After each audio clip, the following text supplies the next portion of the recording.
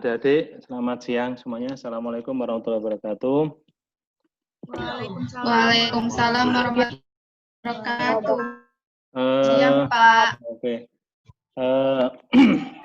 Pada siang hari ini saya akan menyampaikan materi, ada 3 topik yang harusnya disampaikan di 3 sesi pertemuan. Tapi untuk menyingkat waktu, saya sampaikan di 1 sesi ini. Nanti silakan kumpulkan pertanyaan nanti di akhir sesi ya, baru kalau ada yang kurang jelas tanya ya. Nah. Oke.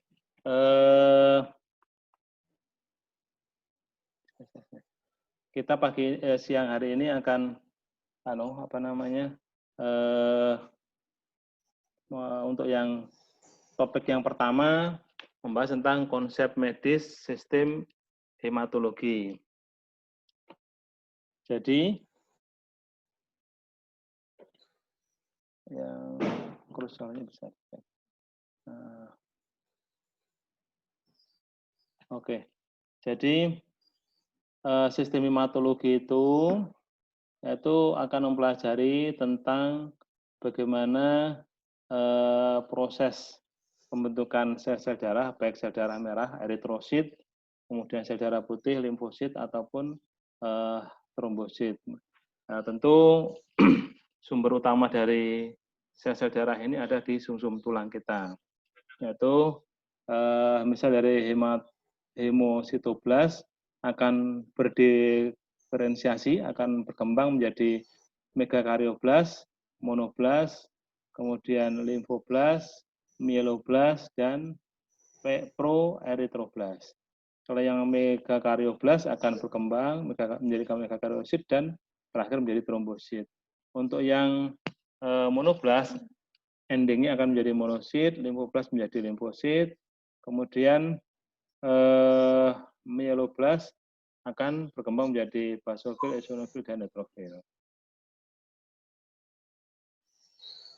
Kemudian untuk pemeriksaan sistem hematologi yang diperlukan untuk pemeriksaan fisik diagnostiknya, tentu yang pertama adalah anamnesis.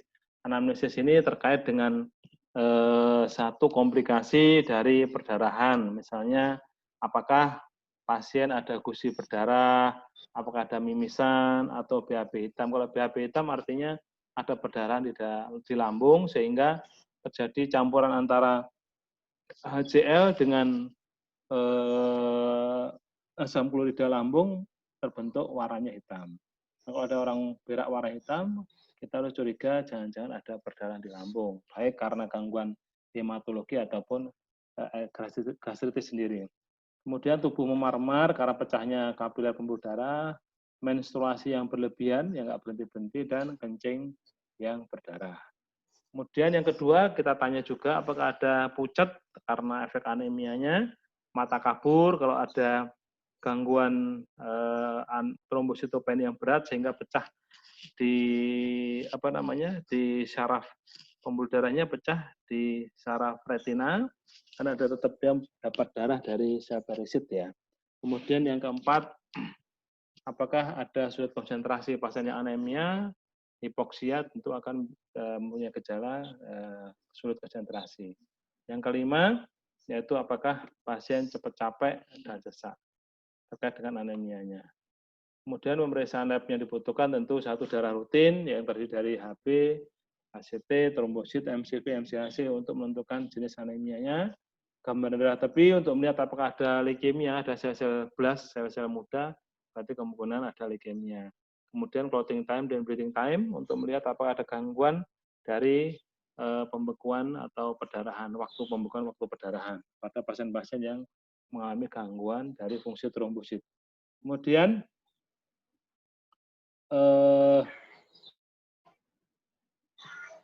yang berikutnya adalah protrombin dan tromboplastin. Kemudian di dimer kalau ada pasien dengan gangguan DIC seperti sekarang ya, ada kasus COVID ini, tentu kita harus memeriksa di dimer karena pasien-pasien COVID-19 ini terjadi gangguan hemostasis ya. Pasien mengalami setelah diotopsi ternyata ada sumbatan-sumbatan atau trombosis di pembuluh darah tepi. Kemudian BMP, bone marrow function, dan bone marrow biopsi kalau kita curiga ada leukemia. Kemudian sel retikulosit. Berikutnya, anemia definisinya adalah suatu keadaan ditandai adanya HB seseorang yang kurang menurut WHO. Kalau laki-laki normalnya 13-16, wanita 12-16 normalnya. Tentu kalau kurang dari itu disebut dengan anemia. Berbagai jenis anemia berdasarkan ukuran besarnya. Kalau yang gede banget namanya makrositer, defisiensi B12 paling sering, atau asam folat. Yang kedua mikrositik, ya, defisiensi zat besi, atau normositik. Normositik itu ukurannya normal pada pasien-pasien dengan perdarahan. Kemudian berdasarkan kandungan zat besinya bisa hipokromik ataupun normokromik. Kalau normo itu berarti zat besinya normal, hipo berarti kurang. Kalau hipo itu biasanya perdarahan lama atau anemia lama. Kalau normokromik itu pada perdarahan jika zat besi masih baik. Kemudian berbagai penyebab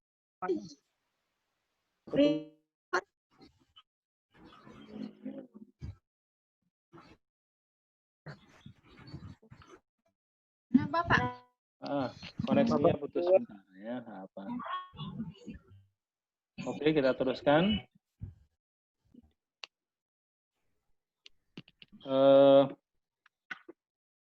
Anemia yang makrositik normokromik yaitu pada pasien-pasien dengan kekurangan asam folat ya atau vitamin B12. Kalau normositik normokromik pada perdarahan, kemudian mikrositik hipokromik pada penyakit kronis atau defisiensi besi yang lama, bisa karena cacing, bisa karena perdarahan kronis sedikit-sedikit. Kemudian penegakan diagnosis anemia itu dari anamnesis, yaitu ada pasiennya lemes, ada tanda perdarahan, riwayat perdarahan. Kita tanya ada penyakit kronis yang diderita, misalnya kanker, kemudian berkunang-kunang, cepat capek, letih, dan sulit konsentrasi. Pemeriksaan fisiknya tentu kalau anemia kita lihat di kelopak matanya ya, kita cek apakah ada tanda anemianya. Kalau dia pucat berarti tanda khas untuk anemia. Kemudian telapak tangan kita cek juga, kita bandingkan dengan telapak tangan kita, apakah dia pucat atau pucat, curiganya anemia. Dan di sepenuh kalau pasien dengan anemia grafis, HB-nya kurang dari 5 atau di bawah 6, ya tentu akan cepat sesak karena oksigennya kurang. Kemudian pemeriksaan labnya tentu darah rutin, HB, MC, BMC, AC, kapan darah tepi, urin untuk lihat apakah ada tanda perdarahan dari saluran kencing, kemudian fesesnya, feses rutin apakah ada perdarahan pada ferritin dan serum besi. Ini secara umum tadi yang saya ceritakan tadi, mikrositik, makrositik, dan normositik.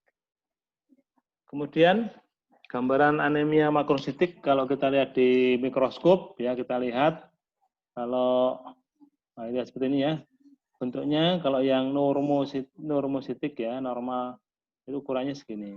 Kalau dia mikro lebih kecil ya, normal begini ini yang kecil. Kalau makro ukuran seperti ini tapi lebih gede makrositik ya. Ukurannya besar. Ini normalnya begini. Ini mikrositik kecil-kecil pada anemia defisiensi besi. Kalau yang megaloblastik tadi ini yang gede seperti ini. Kemudian contoh gambaran yang tadi mikrositik hipokromik. Sekarang masuk ke topik yang kedua, yaitu tentang untuk yang hematologi ini adalah ITP. ITP ini adalah gangguan autoimun yang mengakibatkan penghancuran trombosit secara dini ya untuk sistem retikuloendotelnya akibat autoimun antibodi dari imunoglobulin G. Jadi gangguan dari autoimun trombosit ini ada diselubungi oleh autoimun. Jadi zat kebal tubuh kita merusak sel-sel yang lain yang seharusnya sel-sel normal tapi dianggap sebagai gangguan sehingga dia bereaksi justru merusak atau merugikan tubuh kita sendiri. Nah, berikutnya pada gambaran ATP, sekarang kita lihat adanya gejalanya. Yang pertama itu adanya tanda perdarahan. Apakah ada ekimosis, petrigi, purpura, gusi berdarah, mimisan, perdarahan lambung, saluran kencing. Yang kedua trombositopeni ya, khasnya ATP yaitu kurang dari 150.000. Kemudian splenomegali ringan, kalau yang ATP khasnya ada antibodi anti trombosit.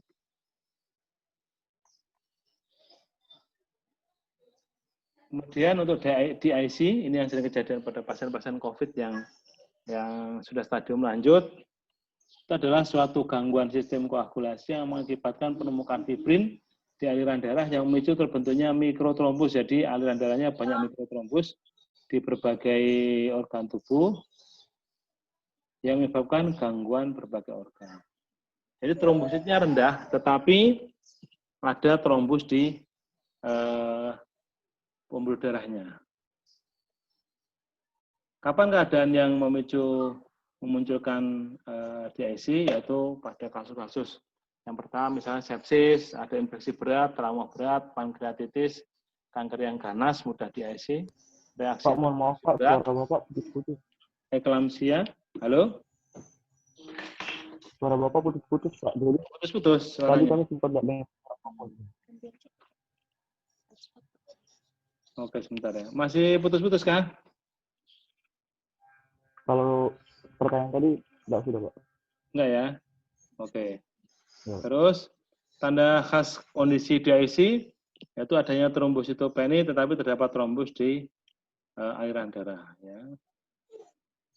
Ini cukup. Terima kasih untuk yang sesi 1 ya tentang hematologi. Disimpan ya. Pak, Kalau mohon maaf Pak. Disimpan dulu ya. Bisa diulang tanda gejala ITP tadi Pak. Nanti dulu, nanti kita terangkan lagi berikutnya. Baik Pak. Tunggu dulu ya, nanti kita lanjutkan berikutnya, nanti disimpan ya pertanyaannya.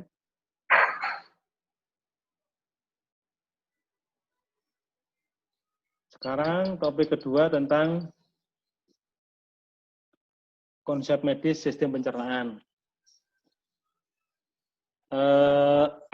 Anatomi sistem pencernaan yang disebut dengan anatomi dari pencernaan tentu dari mulai dari rongga mulut, masuk ke paring, kemudian sampai esofagus, ke gaster, duodenum, duodenum, kemudian masuk ke ilium, usus halus, masuk ke sekum, di sini yang usus buntu, masuk kolon ascendent, transversum, descendent, rectosigmoid, kemudian di anus. Nah, ini kalau kita gambarkan seperti ini, pembuluh darahnya, alirannya. Kemudian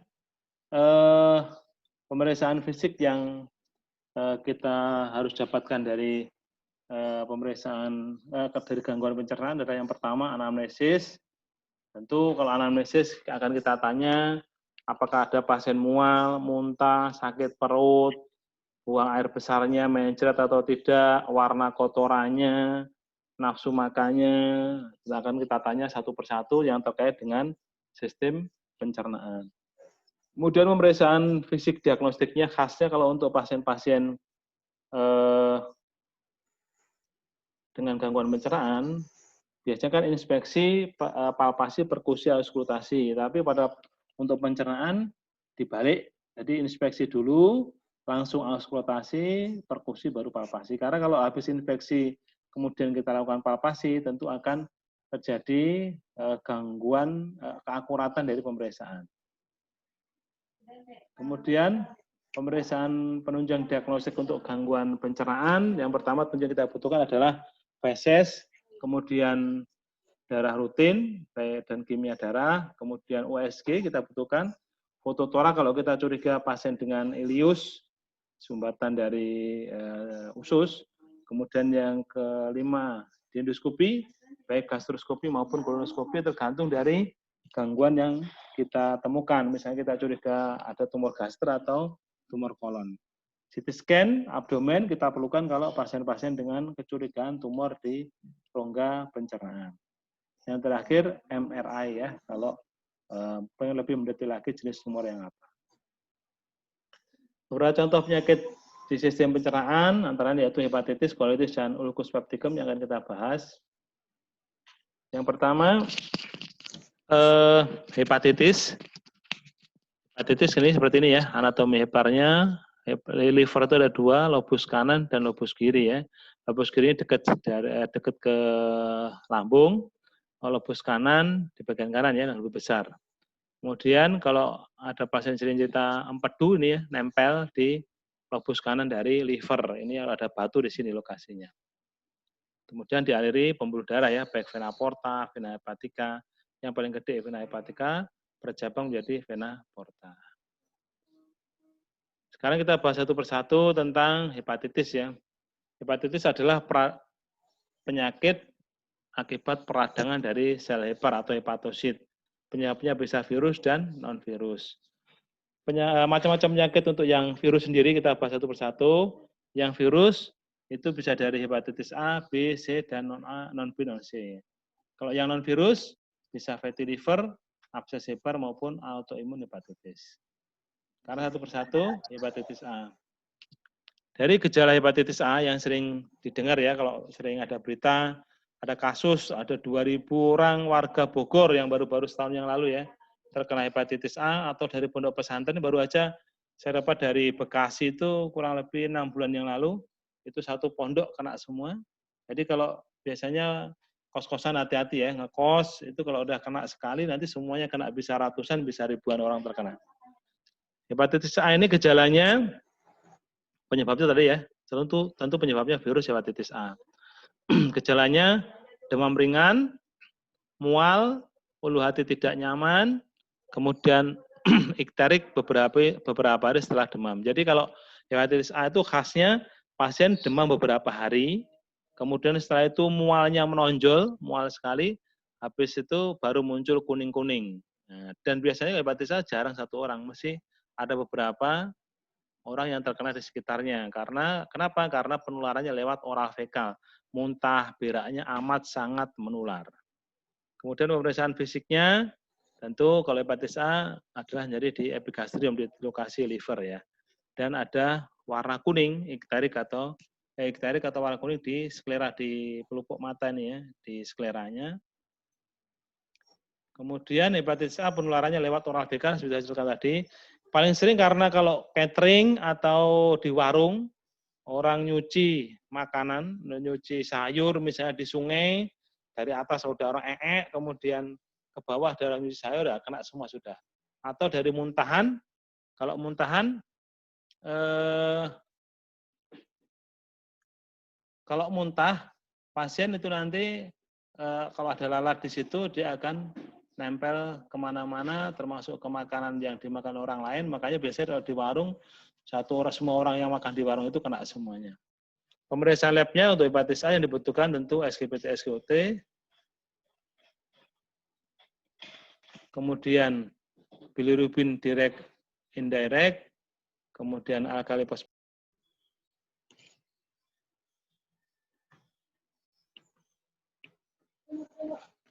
Halo? Salah satu aja.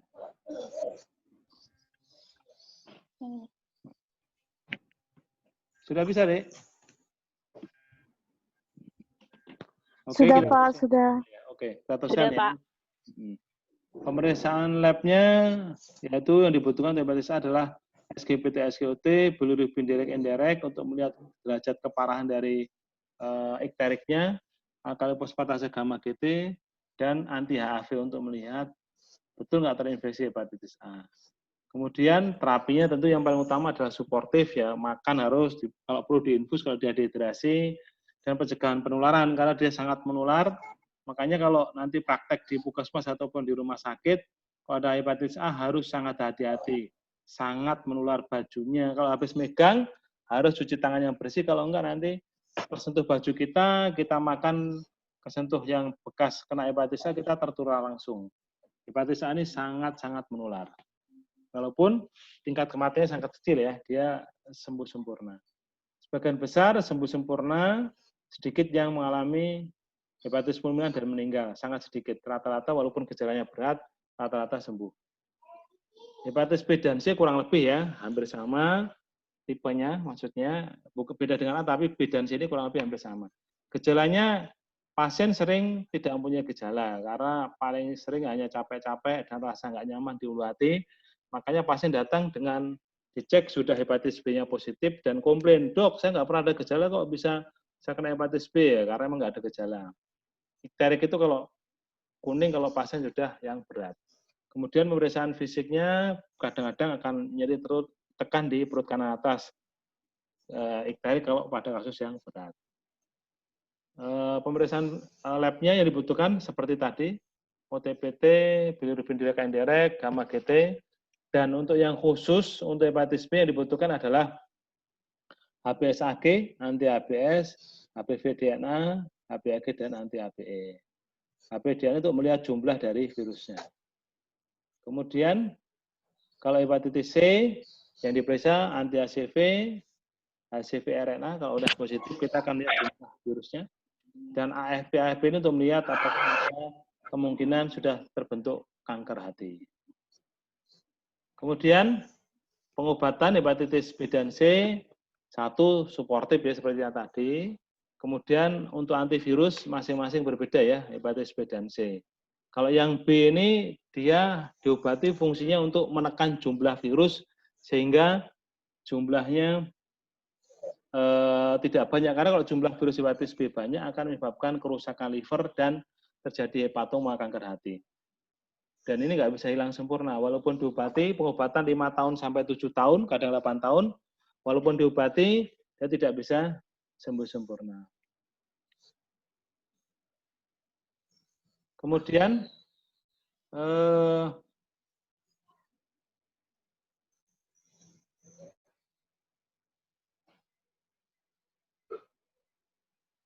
untuk hepatitis C itu bagusnya adalah dia sembuh sempurna ya kalau hepatitis C. Hepatitis C obatnya khusus.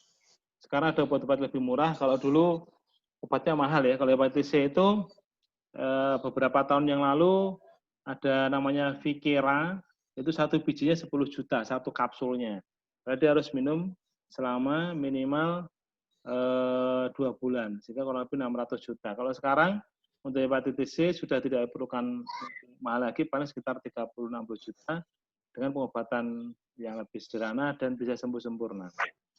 Komplikasi dari hepatitis B dan C, kalau hepatitis C itu banyak yang menjadi serosis, mengkerut livernya. Kalau yang hepatitis B banyak menjadi kanker hati atau hepatoma. Pencegahannya untuk hepatitis C tentu divaksin ya, karena bisa dicegah. Kalau hepatitis C sampai sekarang belum ada vaksinnya.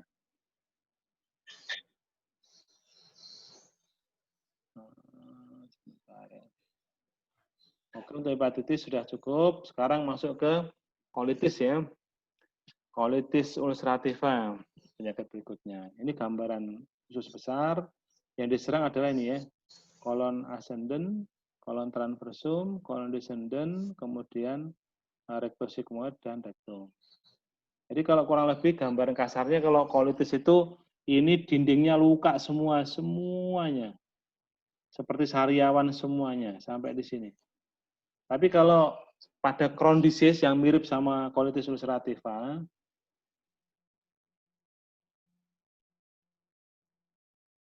yang mirip kolitis ulcerativa, itu namanya Crohn disease, tapi lukanya lebih dalam, tapi tidak semuanya. Dia lukanya di sini misalnya, terus kemudian di sini normal, sini luka sariawan, ini normal, ini luka sariawan, tapi dia dalam, gerowong ya sampai dalam. Tapi kalau kolitis tidak dalam, tapi semuanya terkena kolitis ulcerativa.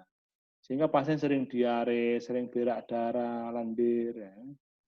Jadi, yaitu peradangan kronis pada usus besar dan rektum. Gejalanya diare, campur lendir, kadang-kadang ada darah, nanah, kemudian gejala berikutnya sakit perut atau kram. Yang ketiga sering ingin berak tapi nggak bisa keluar. Kadang-kadang demam hangat dan berat badan turun, mirip-mirip sakit kanker usus. Berikutnya penyebabnya sampai sekarang idiopatik ya, masih ditelusuri, yang diduga adalah karena autoimun. Ini dipicu oleh satu karena virus, dua obat steroid ya, obat antiinflamasi non steroid misalnya piroxicam, natrium diklofenak bisa memicu rusaknya usus besar. Harus antibiotik berlebihan dan stres. Ya, itu memicu munculnya colitis ulcerativa. Kemudian risikonya, faktor risiko itu umur muda ya di bawah 30 tahun dan ada keluarga yang mempunyai colitis. Nanti bahannya bisa nanti saya share ya bahannya. Kemudian pemeriksaan fisiknya bisa nyeri tekan abdomen di daerah usus tadi itu. Kemudian pemeriksaan penunjangnya dari labnya kita cek ada rutin, feses lengkap ya, sama CRP. Kemudian lebih detail lagi kalau dilakukan pemeriksaan kolonoskopi ya, diperiksa kolonoskopi, diteropong ya, endoskopi dari bawah dari lubang dubur. Kalau perlu dilakukan CT scan abdomen. Komplikasi yang muncul kalau dibiarkan bisa terjadi megakolon toksik, usus besarnya membesar, bisa perforasi, bolong atau jebol, perdarahan hebat. Kalau toksiknya dibiarkan bisa terjadi rematik, namanya artritis seronegatif. Kalau terlalu parah diare bisa dehidrasi dan meningkatnya resiko kanker usus besar.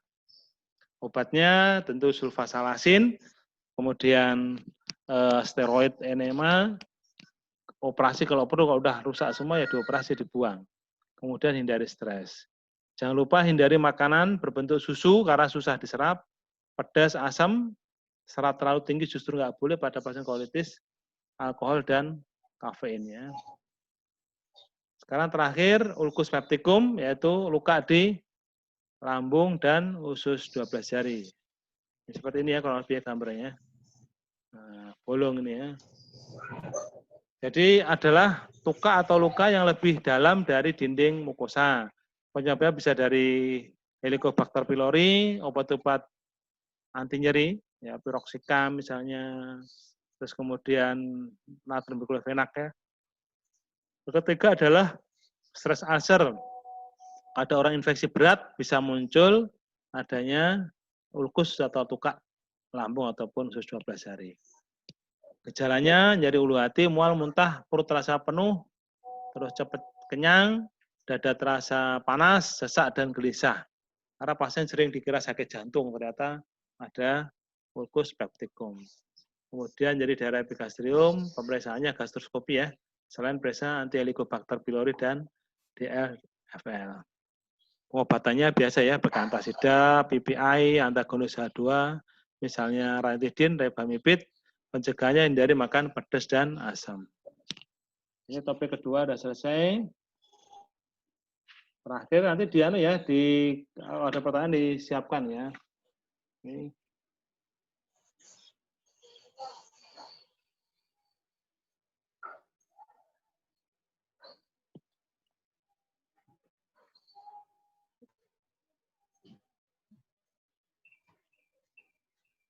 Betul.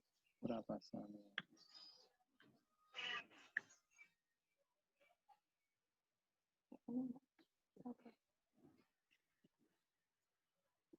Oke, yang terakhir adalah konsep medis sistem pernapasan. Ini pernapasan tentu mulai dari hidung, masuk ke rongga kavunasi, paring, kemudian masuk ke laring, trachea, bronkus primer, bronkus sekunder, bronchiolus, masuk alveoli, ini sistem semua pernapasan. Ya tadi saya sebutkan panjang lebar ya. Nah ini beda paru-paru yang sakit dan paru-paru yang normal. Siapa yang ngerokok nih? Ada yang ngerokok ya? Harus berhenti loh ya. Kalau ngerokok terus paru-paru seperti ini. Jadi hitam rusak ya karena menghisap asap rokok terus lama-lama tarnya nempel di sini jadi seperti itu. Kemudian gejalanya gangguan pulmonal itu gejala dispneu yaitu rasa sesak nafas akibat suplai aliran udara yang tidak cukup akibat aliran terhambat, kadar oksigen yang rendah atau kebutuhan oksigen yang meningkat. Misal sesak akibat olahraga berlebihan, bronkitis, pneumonia dan asma. Itu dispneu namanya ya. Tanda kedua yaitu batuk merupakan mekanisme tubuh kita. Sebenarnya kalau batuk itu bagus karena dia akan mengeluarkan sesuatu di pipa saluran udara. Kalau dibiarkan tiba-tiba sesek orangnya meninggal. Makanya dia akan berusaha mengeluarkan benda asing baik berupa lendir, dahak ataupun darah di saluran pernapasan. Kemudian pembentukan sputum.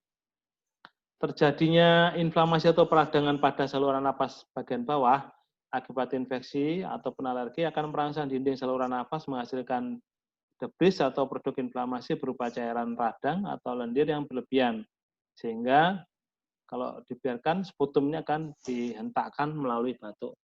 Jika cairan tersebut terkumpul disebut dengan sputum, baik bercampur bakteri maupun yang belum. Nyeri dada, tanda berikutnya, terjadi pada gangguan, kalau batuk berlebihan sakit dada, peradangan dinding pleura, cairan paru, tumor ataupun infeksi paru. Yang kelima, wheezing atau mengi terbentuk akibat penyempitan saluran napas sehingga terbentuk suara seperti meniup botol kosong pada pasien asma, PPOK ataupun tumor paru yang menekan bronkus. Pemeriksaan fisiknya seperti rutinnya ya, infeksi, palpasi, perfusi, auskultasi. Kalau penunjangnya tentu ronsen ya, foto torak, CT scan torak, kemudian BTA pada kita curiga TB ya, BTA dan gene expert, kemudian sputum, gram kalau pasien ini gram positif atau negatif nih, MRI kalau curigaan tumor, darah rutin, kemudian kultur sputum. Pneumonia, nah ini ya, ini topik terakhir ya. Pneumonia adalah infeksi yang terjadi pada jaringan paru. Penyebabnya bisa bakteri, bisa jamur ataupun virus. Gejalanya demam, batuk, sesak, kadang nyeri dada, nafsu makan turun. Terapi sesuai dengan penyebabnya. Kalau TBC ini yang penting, yang umum, karena kita sudah menjadi negara nomor 2 terbesar di dunia, TBC ya setelah Cina. Ada infeksi paru akibat kuman, Mycobacterium tuberculosis. Gejalanya klasik adalah batuk, kemudian demam angkat-angkat sore hari, berat badan turun, keringat berlebihan malam hari. Gejala tambahan ya tentu sakit dada, sesak, lemes, nafsu makan kurang, tidur terganggu. Paling sering lemes ini ya. Kemudian pemeriksaan yang dibutuhkan untuk TBC tentu BTA 3 kali, gene expert, foto torak, kultur kuman kalau perlu. Pengobatan dengan FDC ya, seperti nanti diajari juga. Terakhir COPD yaitu penyakit akibat penyempitan pipa saluran nafas baik bronkus, bronkoilus yang bersifat kronik progresif, artinya penyakitnya terus berjalan dan akan merusak secara terus-menerus. Penyebabnya paparan iritan yang paling sering karena rokok ataupun lingkungan yang penuh polusi. Pengobatannya ya tidak bisa diobati secara sempurna karena dia sudah rusak. Pengobatannya paliatif ya, meringankan, yaitu ekspektoran, bronkodilator, oksigen dosis rendah, dan antibiotik kalau perlu. Demikian ya. Demikian materi siang hari ini. Kita sudah menyajikan 3 topik.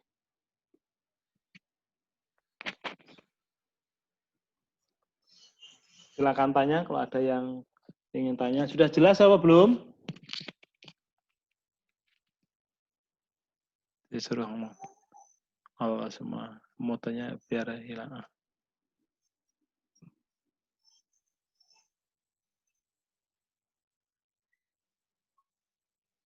Halo? Nah. Halo? Ada pertanyaan kah? Dari ketua kelasnya dulu, Rina, mana Rina? Ada pertanyaan apa bingung? Bingung, Pak. Nggak apa, nanti baru pertama nanti baca bolak-balik.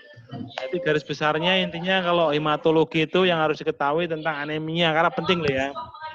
Anemia itu harus tahu bahwa kalau anemia kan HB turun, pasti tentu gejalanya akan pucat, terus kemudian cepat capek, misalnya kalau orang menstruasi berlebihan seperti itu. Karena penelusurannya tentu seperti saya sampaikan tadi, harus diperiksa penyebabnya dari mana anemianya. Kurang lebih hematologi seperti itu. Kalau ITP, DIC ya agak susah emang ya. Kemudian kalau untuk pencernaan, Yang penting adalah hepatitis tadi ya. Ini sudah ada yang vaksin hepatitis B kah semuanya? Halo? Belum, Pak. Anu ya, semuanya semuanya harus mulai dicek-cek untuk vaksin. Mulai praktek belum ini, Dek? Belum, Pak. Praktek semester apa? Harusnya sudah praktek, Pak. Cuman karena ada pandemi, jadi gitu. Nah, mumpung ada pandemi, maksudnya kalau pas mumpung nggak praktek, karena beberapa kasus itu banyak sekali teman-teman perawat itu yang terkena hepatitis B. Karena kalau kena hepatitis B itu 80% sembuh, 20%-nya akan menetap seumur hidup. Menetap seumur hidup itu risikonya bisa terjadi kanker hati, hepatoma. Yang kedua bisa terjadi sirosis ya. Sirosis itu livernya mengkerut. Nah, bisa dicegah dengan harus divaksin dulu sebelum praktek. Karena kan kalau pas praktek ini kan rata-rata kalau baru siswa apalagi siswa di perawat itu nanti khawatirnya ada teman-teman senior yang tugas di rumah sakit, di puskesmas, sukanya nyuruh, Dek, ganti infus, Dek, sana Dek, ada pasien berdarah tuh, Dek, sana Dek lah. Kalau kita nggak cepet-cepet, kadang-kadang kalau nggak cepet-cepet kalau nggak cepet-cepet untuk melakukan yang disuruh, dimarah. Tapi kalau melakukan cepat-cepat, kita nggak pakai enskun, akan sangat mudah tertular hepatitis B. B dan C hati-hati loh ya. Karena kalau udah yang C itu bisa sembuh, tapi obatnya mahal ya. Kurang lebih dulu 600 juta itu 2 bulan. Pengobatan hepatitis C. Tapi kalau sekarang bisa 30-60 juta. Tapi kan sayang, mending ditabung loh. Dan bisa sembuh sempurna hepatitis C. Tapi hepatitis B itu bisa dicegah dengan vaksin. Kalau nggak kalau udah terkena dan kronis dia nggak bisa hilang sempurna karena dia akan menetap seumur hidup. Makanya usahakan kalau bisa vaksin dulu. Apalagi itu udah lulus, nanti akan ditanya itu kalau udah lulus, kalau mau ngelamar pekerjaan ditanya sudah punya dari vaksin kah? Belum, karena nanti kalau tiba-tiba terkena rumah sakit nggak mau nanggung biasanya kalau belum vaksin dulu. Makanya usahakan kalau bisa vaksin dulu ya. Sudah ada yang vaksin kah? Hepatitis B? Belum, Pak. Belum, Pak. Rame-rame Bu Anu tuh dikoordinir sama ketua kelasnya. Nah, vaksin itu kurang lebih harga vaksinnya 100-an, 120-an lah. 3 kali vaksin. Terserah di mana-mana boleh. Pertama di bisa, kemudian di rumah sakit umum bisa. Ya usahakan tuh ya vaksin hepatitis B. Kalau hepatitis A yang harus diwaspadai, nanti kalau praktek, kalau ada pasien kuning, ikterus, hati-hati banget kalau hepatitis A sangat menular dengan keringat aja menular ya. Muntah, berak, keringat, apalagi kan suruh ngambil misalnya ganti pispot. Itu kalau dari kencingnya kita bisa tertular hepatitis A. Muntahnya, lalat, apalagi kalau beli makanan di warung ya, hati-hati. Kurang lebih seperti itu yang pencernaan. Kalau yang sistem pernapasan yang harus diwaspadai adalah TBC yang terbanyak ya. Nanti harus selesai pandemi tetap waspada tentang adanya TBC. Ada pertanyaan? Saya Pak, Kartika. Kartika, gimana Kartika? Yang cantik. Oke, Kartika. Bisakah Pak, kayak pupuk-pupuk tanaman tuh bisa menyebabkan TB paru? Oh ya, baik. Pertanyaan bagus ya, Kartika. Jadi apakah bisa pupuk tanaman itu orang tuanya berkebun kah? Enggak Pak, soalnya kemarin tuh tetangga meninggal karena TB paru. Penyebabnya tuh ya pupuk tanaman katanya, pekerjaannya kayak gitu, mumpuk-mumpuk gitu Pak. Baik, bagus. Pertanyaan yang baik, nanti bisa meluruskan ya. Sambil boleh dicari di internet ya, di Google, Mbah Google udah ada tuh. Jadi satu, TBC itu penyebabnya Mycobacterium tuberculosa. TBC ini tentu menularnya seperti mirip dengan COVID, tapi lebih anu lagi. Kalau COVID kan droplet, percikan. Tapi kalau TBC menularnya droplet dan aerosol. Jadi kalau dia bersin jegrek itu di bawah angin, sebelahnya bisa 2 meter bisa kena TBC. TBC menular hanya kalau ada orang sekitarnya ada yang terkena TBC. Ya. Jadi nggak mungkin pupuk, kecuali pupuknya langsung kena dahaknya orang TBC, kering ya baru dihirup bisa. Tapi kalau pupuk itu nggak, sama sekali tidak. Kalau pupuk itu justru menyebabkan COPD sama rokok ya. Jadi kalau menghirup terus bahan bahan yang rangsang sekali bisa menyebabkan COPD terutama rokok ya. Jadi TBC bukan karena pupuk tanaman ya. Jadi itu menyebabkan COPD atau PPOK tadi. Kalau TBC tentu penyebabnya pasti ada sumber penularannya ya. Jadi sumber penularannya kalau ada orang TBC di sekitarnya. Dulu sempat ada pasien saya di praktek itu ada anak umur SMA kelas 2. Anaknya orang kaya, dia tinggal sama ibunya saja. Waktu saya foto, batuk, foto ternyata TBC. Saya tanya, Bu, ini di rumah yang ada siapa? Hanya saya dan anak saya. Lihat sosial ekonominya kemungkinan TBC kecil. Saya tanya, di sekolahannya ada yang batuk enggak? Ada. Kalau batuk itu dok selalu sengaja dibikin bercandaan, dihentak-hentakkan, tidak mau nutup. Pakai tangan, pakai masker. Dia TBC terkena karena dalam satu ruangan ada yang TBC, temannya sendiri.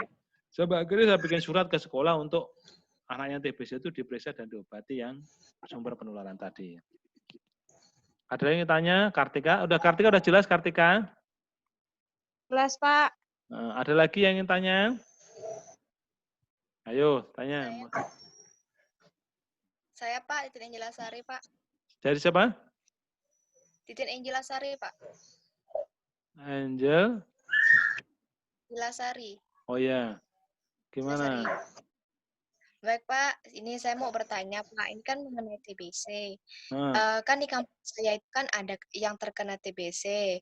Nah, apakah kita akan tertular dengan seperti alat-alat yang digunakannya piring atau sendok ataupun gelasnya Pak? Itu ketika kita bergantian untuk meminum atau memakai alat-alat yang digunakannya, apakah kita langsung terkontak untuk terkena TBC dengan orang tersebut, Pak? Bagaimana dengan itu, Pak? Bagus pertanyaan Titin ya. Ini perhatikan baik-baik ya, karena TBC itu kita tuh nomor 2 terbesar di dunia. Dan penyebab kematian banyak sekali. Dihitung kemarin itu kalau nggak salah per jamnya sekitar 18 orang meninggal setiap jam di Indonesia itu. Karena TBC. Lebih hebat dibanding COVID. Cuman COVID itu penularannya sangat cepat. TBC itu cepat juga sebenarnya, tapi karena sudah saking banyaknya orang kena TBC, maka dianggap biasa-biasa saja. Walaupun ini bahaya juga, sangat berbahaya. TBC itu penularannya lewat droplet dan aerosol. Jadi kalau ada orang batuk atau bersin atau apalagi ya, batuk bersin tidak ditutup. Nah, kalau droplet kan muncratannya 1 meter sampai 2 meter seperti COVID ini. Kalau aerosol itu lewat udara. Jadi kalau ada orang TBC batuk cekrek diludahkan di lantai, gitu. Kemudian dia tunggu kering. Setelah kering ada udara lewat, ada orang bertamu masuk, itu bisa terkena TBC. Itu lebih berat lagi. Makanya pada pasien-pasien TBC yang pertama batuk bersin harus ditutup seperti COVID ini. Setelah itu bekas batuk bersinnya harus direndam dengan Baiklin. Yang bisa membunuhnya Baiklin aja, ini bukan yang lain. Baiklin itu satu-satunya antiseptik untuk mulut TBC, direndam pakai Baiklin, baru dicuci pakai rinso dan sebagainya. Beda dengan itu kan bakteri. Tapi kalau COVID ini kan, kalau COVID kan karena virus sehingga RNA gampang sabun nanti dia. Tapi kalau TBC enggak, dia harus pakai Baiklin. Jadi penularannya dengan batuk dan bersin. Dok, terus kalau piring sama gimana dok? Piring sama alat makan, gelas. Tentu sebaiknya dipisah. Khawatirnya, ingat ya, TBC itu ada TBC paru, ada TBC kelenjar, ada TBC usus. TBC usus itu paling sering karena orang yang minum susu segar karena pasteurisasinya tidak sempurna, misalnya yang meresapi itu TBC, batuk cekrek-cekrek masuk ke tempat susu yang diperas, kemudian susu kan nggak bisa diangkatin sampai suhu mendidih. hanya dipasteurisasi, hanya anget-anget. Lah terus diminum orang, kena TBC usus. Atau dia tertelan, misalnya ada orang makan, sendoknya orang TBC cekrek-cekrek, sendoknya tidak dicuci bersih, ya dia bisa ketular. Tapi kalau dia yakin nyucinya bersih, dipakai baik clean, dicuci bersih, ya nggak perlu dipisah sebenarnya. Tapi kalau tidak yakin nyucinya bersih piring, sendok, sama tempat minumnya harus dipisah. Kalau nggak nanti ganti TBC usus. Bukan TBC paru ya. TBC paru tentu batuk dan bersin. Nah, itu ya Titin ya. Ada lagi yang bertanya? Yo, yang laki-laki belum ada loh ini. Syahrul tanya Pak, nggak saya Lur? Pak, Sultan Pak. Sultan, Sultan, gimana Pak. Sultan? Ya. Saya ada 3 pertanyaan Pak, tapi saya mau bertanya yang pertama dulu. Satu-satu dulu, Tan. Nanti lupa. Ya, Pak. Tan. Nah, baik Pak. Hepatitis A Pak.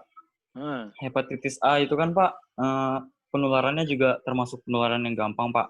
Betul. Nah, saat penderitanya mengenai hepatitis A, lalu dia akan sembuh sendiri kan Pak, karena Betul. imunnya. Betul banget. Lalu apakah ada kemungkinan dia akan kena hepatitis A lagi dalam waktu yang dekat, atau imunnya sudah kuat gara-gara sudah pernah dimasuki hepatitis A gitu? Ya, jadi bagus, pertanyaan bagus. Hepatitis A itu sekarang tuh ada vaksinnya. Jadi kalau orangnya sudah terkena hepatitis A, itu ada 2 kemungkinan, dia akan terbentuk antibodi sehingga terbentuk anti HAV. Kan dia kalau udah kena hepatitis A juga akan terbentuk anti HAV. Tapi setelah 3 bulan kalau anti HAV-nya menetap, orangnya sembuh, berarti dia nggak terkena lagi. Jadi terbentuknya antibodi itu 2, orang tertular atau seperti COVID juga, tertular terbentuk antibodi, kecuali mutasi virus loh ya kalau yang COVID. Tapi kalau yang A kan enggak. Kalau dia terbentuk antibodi, terjadi antibodi alami. Hepatitis B pun begitu juga. Dia terkena 80% sembuh, terbentuk anti HBS tanpa divaksin loh ya. Dia sembuh sendiri. Dan kemudian terbentuk antibodi, nggak perlu vaksin lagi. Demikian juga dengan hepatitis A. Tapi hepatitis A ini memang sangat menakutkan karena sangat menular. Jadi biasanya sak kos-kosan kena semua, sak kampus kena semua. Karena dari makanan terutama. Jadi bisa terbentuk antibodi. Taunya dari mana dok? Dari pemeriksaan anti HAV pada saat dia setelah sembuh terkena hepatitis A. Enggak terkena lagi kalau dia, kecuali virusnya mutasi. Terus Sultan yang kedua, Sultan. Baik Pak, terima kasih. Yang kedua Pak, mengenai TBC Pak. Kan saat penderita kena TBC, itu ada obat 6 bulan yang diminum 6 bulan. Betul banget. Ya itu gunanya apa Pak? Apakah menghilangkan TBC-nya atau hanya menekan pertumbuhan TBC, penyakit TBC itu Pak? Betul, ya bagus pertanyaan Sultan ya. Saya perhatikan baik-baik ya. TBC itu bakteri, Mycobacterium tuberculosis ini penyakit yang sudah kuno, sudah beratus tahun sebenarnya. Tapi memang dia sangat sulit hilang dari permukaan dunia nih. Karena dianggap biasa-biasa saja. Ya. Lama-lama sebagian kuman TBC ini akan berkembang bermutasi menjadi kuman TBC yang jenis lain. Makanya ada istilah MDR-TB, ya, multi-drug resistant TBC, ada yang super X mutasi, ya, TBC, sehingga sudah nggak bisa diobati lagi kalau sudah super mutasi itu. Jadi kenapa dok obatnya ada rifampicin, ethambutol, pirasinamid, sama INH itu? Karena masing-masing 4 obat macam itu yang dijadikan satu kombinasi itu bekerjanya masing-masing ada yang berfungsi bakteriostatik, ada yang bakterisid. Nah, jadi ada yang membunuh kuman yang sifatnya hanya melumpuhkan saja, ya. Kemudian karena yang hidup di di nanah. Kemudian yang kedua ada juga yang bisa membersihkan kuman TBC betul-betul sampai hilang. Sehingga kombinasi 4 ini ada yang membuat kumannya pingsan, ada yang membersihkan kuman bakteri TBC ini. Diharapkan kombinasi 4 macam ini kombinasi yang sempurna sehingga bisa membersihkan kuman TBC. Oh, dok, kok bisa tetangga saya itu diobati 6 bulan nggak sembuh-sembuh dok? Nah, satu penyebabnya bisa karena resisten. Seharusnya sebagian besar pasien TBC itu kalau pengobatan kasus baru ya, baru sekali diobati, diobati sempurna, 6 bulan sembuh sempurna. Dok, sudah 6 bulan kok bisa kumat lagi? Penyebabnya satu, bisa karena kuman TBC itu yang menular merupakan kuman yang resisten. Jadi ternyata kuman yang sudah, karena orang minum obat putus, jadi kumannya sudah tahu nih, kasih obat ini saya bisa menghindar, dia pingsan, kemudian terbentuk kuman TBC jenis baru yang resisten, sehingga ya kalau itu menular ke orang lain, diobati dengan standar yang 6 bulan nggak bisa, dengan kombinasi 4 obat itu. Satu, bisa nggak kumat lagi, bisa karena itu. Yang kedua, paling sering sebenarnya, Sultan, penyebab orang kena kumat lagi itu setelah 6 bulan sembuh, kok kumat lagi? Karena masih ada sumber kuman TBC. Makanya kalau ada orang kena TBC, harus dicek anaknya, cucunya, suaminya, istrinya yang serumah. Karena kalau suaminya tadi kena, istrinya kena, anaknya kena, belum diobati, yang kuman yang istrinya kena ini, dia menular lagi ke yang sudah sembuh itu. Sehingga harus dicek. Makanya kalau ada orang TBC, serumah harus dicek semuanya. Jangan diobati doang yang sakit. Kalau enggak nanti yang bolak-balik kayak pingpong. Itu Sultan ya. Harusnya sempurna sembuhnya. Ada pertanyaan lagi Sultan? Satu lagi Sultan. Baik Pak, pertanyaan ketiga Pak. Ini berhubungan sama TBC tadi sama COVID Pak. Kan tadi Bapak jelaskan bahwa sebetulnya kalau TBC ini penularannya ada droplet dan aerosol, sedangkan kalau COVID droplet, Pak. Ya, betul. Ya. Nah, dan Bapak mengatakan bahwa TBC ini penyakit yang sudah lama, makanya sudah dianggap biasa gitu, Pak. Betul. Padahal juga sangat berbahaya. Betul.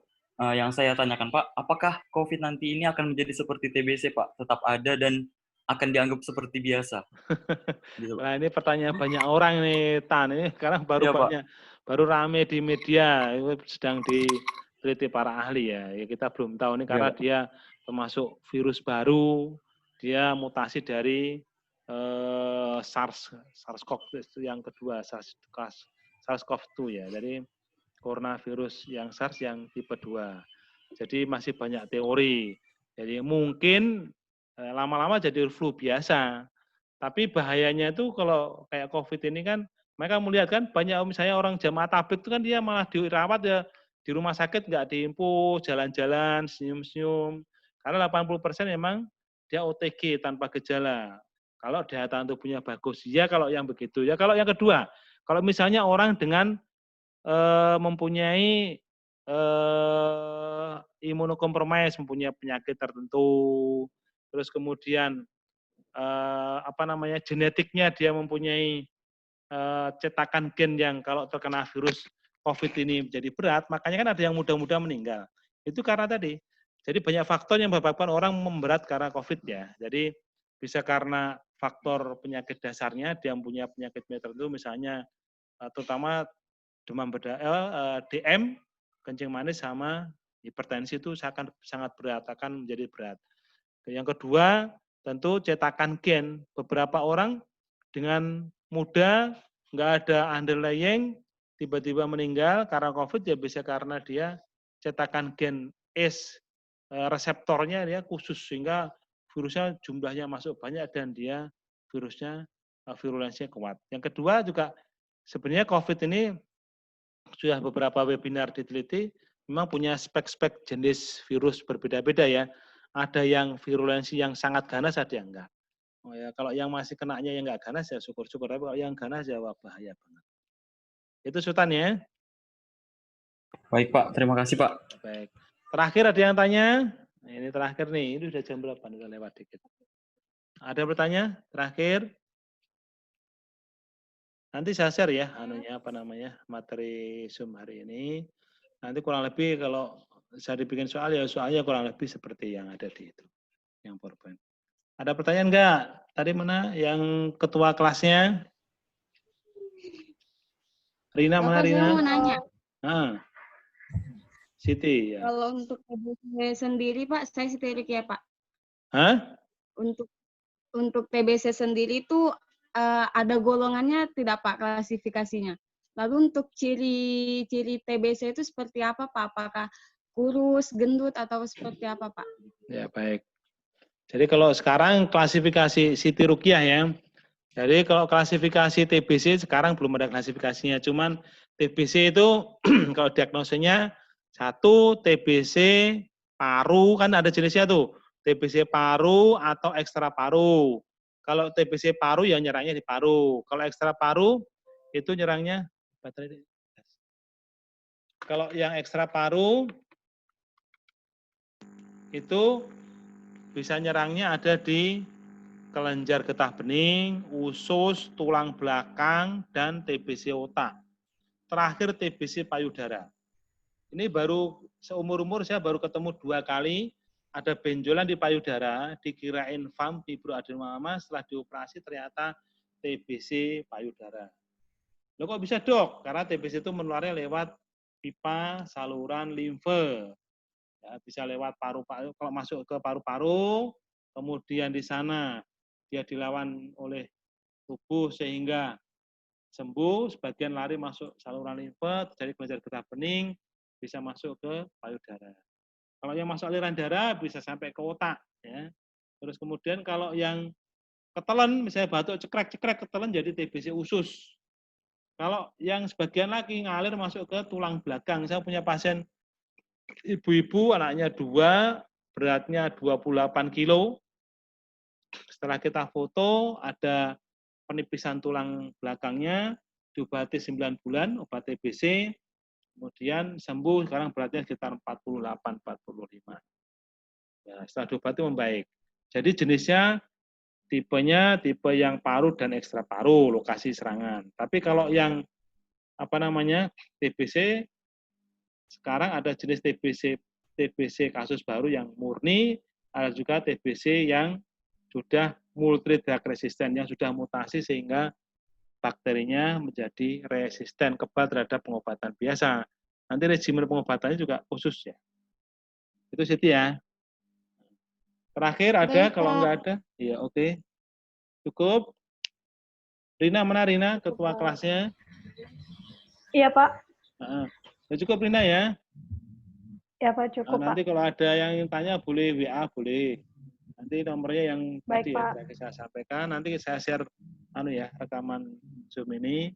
Kalau nanti misalnya disuruh bikin soal saya ya keluarnya kurang lebih ini. Ya, demikian mudah-mudahan bermanfaat.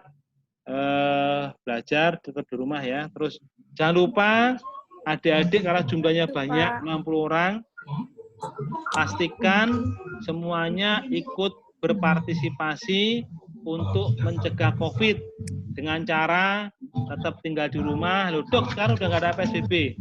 Tetap jaga jarak, jangan pergi ke tempat keramaian. Karena ini belum, new normal itu bukan berarti normal loh ya. New normal itu artinya tetap beraktivitas tetapi harus jaga jarak, pakai masker. Nanti kalau ada ketemu orang yang nggak pakai masker, tegur ya. Karena masih risiko penularan masih terus ya. Ini masih nambah 1 lagi yang positif.